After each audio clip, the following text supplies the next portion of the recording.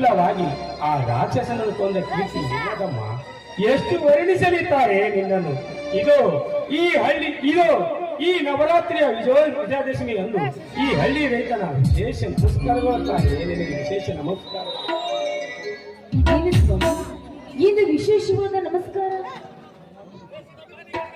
ಹೌದು ಸೀತಾ, ಹದಕ್ಕೆ ತಕ್ಕಂತೆ ಮಳೆ ಆಗಿ ಬೆಳೆ ಬಂದು ಆ ಮಾವನ್ನು ಮಾರಿ ರಾಜನಾಗಬೇಕೆಂಬ ಅವನ ಕನಸು ಮಣ್ಣು ಮಾಡುವ ಈಗಿನ ರಾಕ್ಷಸರ ಸಂಹಾರ ಯಾವಾಗ ಅಂತ ನನ್ನ ಮನಸ್ಸು ಮಂಗವಾಗಿ ಕಾಡುತ್ತಿದೆ ಸೀತಾ. ಎಲ್ಲಿ ನೋಡಿದರು ಲಂಚ ಲಂಚ ಎಂದು ಕೇಳುವ ಈ ರಾಕ್ಷಸರ ಸಂಹಾರ ಯಾವಾಗ? ಎಲ್ಲಿ ನೋಡಿದರು ಜಾತಿ ಜಾತಿ ಎಂದು ಹೇಳುವ ಈ ರಾಕ್ಷಸರ ಸಂಹಾರ ಯಾವಾಗ? ಚಳಿ ಮಳೆ ಬಿಸಿಲನ್ನದೇ ಬಲವನ್ನು ಉತ್ತಿ ಬಿತ್ತಿ ಬೆಳೆದು ಕೆಸರ